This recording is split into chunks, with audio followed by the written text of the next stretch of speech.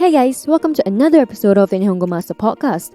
I'm your host Azra, and continuing a theme of pop culture for this season, we're diving into one of the biggest aspects of Japanese pop culture, manga and anime. I bet a lot of us, including myself, were brought into this world through these two means of media. And that's not a bad thing at all. In fact, it's a very good thing, because that means that they did the trick they were originally aimed for. We're going to look at the history and origins of manga and anime, the various kinds of them that are around, and its influence in popular culture in Japan and even abroad. And for those of you who don't know either manga or anime, well, you've come to the perfect place. This episode is all you need to know about them. Be sure to pay close attention to each section. I'll be dropping a few useful related vocabulary words. We're going to start off with manga, which is Japanese for comic. Nowadays, the word manga refers to exclusively Japanese comics. Manga takes up more than 40% of publication sales in Japan, which gives it a significant amount of dominance in the marketplace. It also influences other forms of entertainment, which we'll get into in a bit, and video games, which we'll look into in another episode. Back in the day, the manga umbrella is bigger as compared to contemporary manga. This unique form of visual media is believed to have first appeared around the 12th century, in the form of Chouju Giga, which is Japanese for scrolls of frolicking animals and humans. As you can tell from the name, these picture scrolls, or emakimono, featured animals like bunnies and frogs frolicking around like humans. Fun fact, the Chouju Giga is actually considered as the basis for the right-to-left reading style that's still used for manga to this day.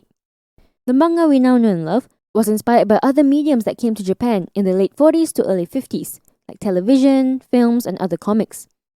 I bet everyone knows Astro Boy, which is the best example of the result of that influence. During the mid-50s too, gekiga, or dramatic pictures, became another supporting factor of the growth of the manga industry. With more book rental shops opening up, manga artists would feature their works in books that were rented out at these places. The growing job of a manga artist, or mangaka, became big enough to foster a sustainable manga industry. Manga then became an important medium for conveying messages for various industries throughout the centuries. At one point in the 80s, manga actually became a popular form of practical education and instruction, known as Benkyo manga. Benkyo is study in Japanese. Even today, you'll see manga strips for just about anything. Okay, so now the brief history and origin of manga is over and done with. Let's look at some of the more famous types of manga. They're like movie genres, but specific to Japanese comics. And fun fact, depending on the genre, the drawing style changes, so you'll generally be able to know the demographic right off the bat.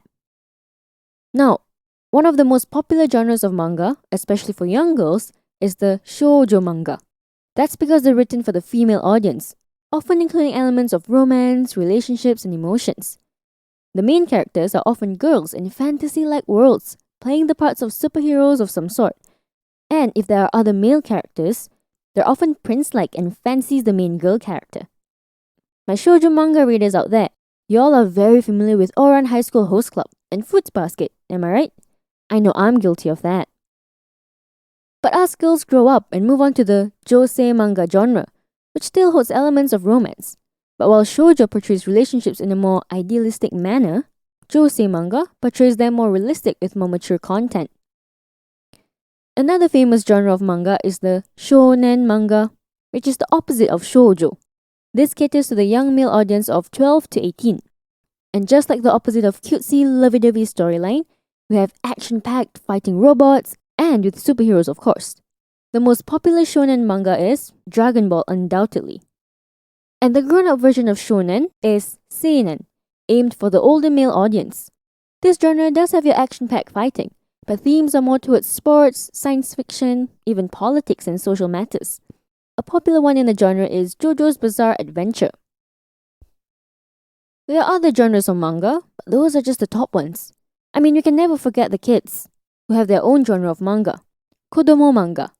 Kodomo means kid, so that in itself is explanation. Now, regardless of the genre, most mangas are printed in black and white. For cost reasons, faster production, and just generally because black and white manga is just a piece of fine art, like watching a really good black and white movie.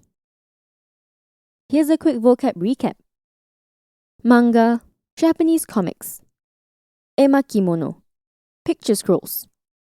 Gekiga, dramatic pictures. Mangaka, manga artist.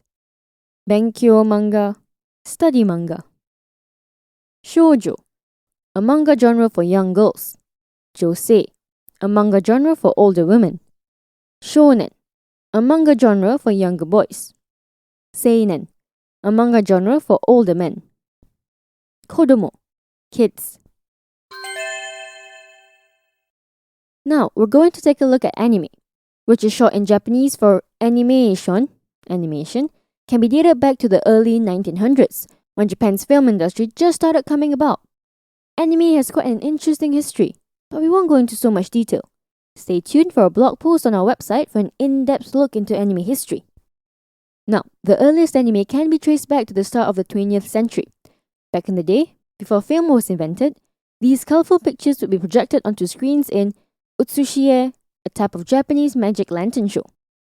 In the 1930s, most of the animation created weren't popular entertainments, but more commercial and government-related due to the rise of Japanese nationalism.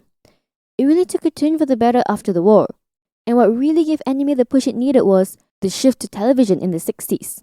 A Japanese animation production company called Toei was super devoted to entertainment, and in the 60s, they aired their first television shows. Also in the 60s were the first export of anime to the US. Things started to slowly expand out of Japan. Before, anime was made by and for Japan. And from that, you get the diversification, English subbing and dubbing, and reworking to the anime for non-Japanese audience. Basically, what we now know of anime. But even now, anime has a very obvious style to it that no one can match. Just like manga, depending on the genre of anime, you can get a different type of drawing style. But generally, on a visual level, the common stylistic forms of anime includes exaggerated features like big hair, elongated limbs, and large eyes. So that's like a standard anime drawing style. They're not hard and fast rules, but you can just tell when it's Japanese animation.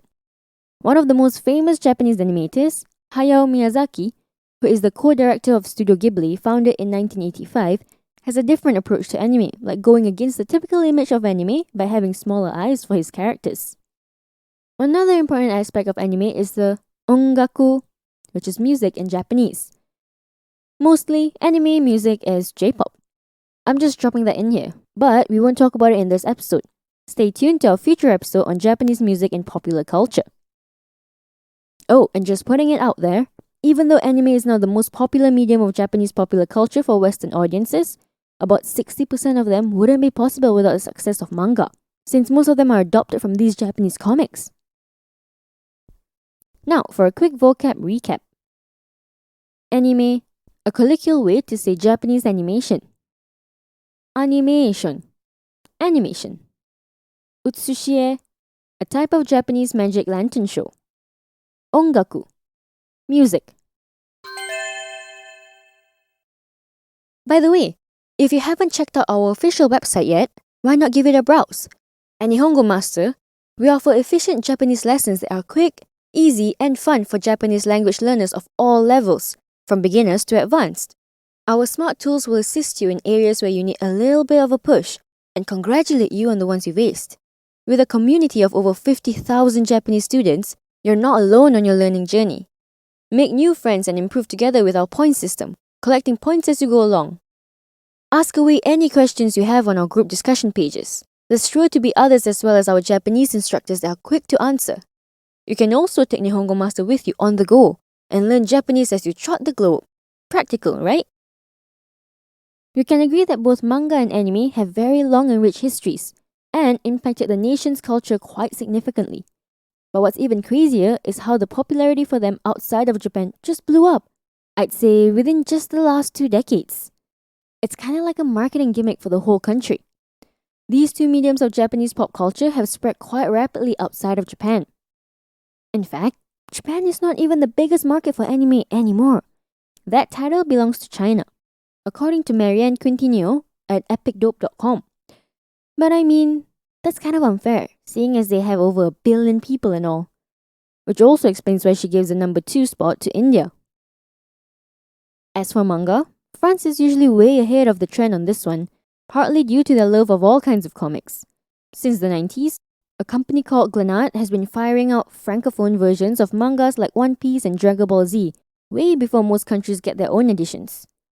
Even more surprising is that, according to Google Trends, Saudi Arabia is the third biggest Googler of anime and manga in the world, coming in under Japan and the Philippines. Probably one of the last places you expect. So I think we can safely say that these weird little Eastern cartoons have just about conquered the entire world. Phew, that was quite the crash course of the top 2 most popular forms of media in Japanese pop culture. I hope you got a few takeaways from that, and enjoyed the fun facts that were slid into it all. What's the most surprising point in this episode? We'd love to hear from you, so tell us your thoughts by commenting on our social media platforms. You can find us on Twitter, Facebook, and Instagram. Also, head over to the Nihongo Master blog if you're interested in reading up on topics like these some more. And if you're keen on picking up some more Japanese for yourself, pop onto our official website, nihongomaster.com, to learn more. While you're at it, why not get yourself a subscription? Get a head start on your Nihongo journey with Nihongo Master. Thank you so much for listening in. We'll be walking you down another avenue of Japan's rich culture. Mata ne!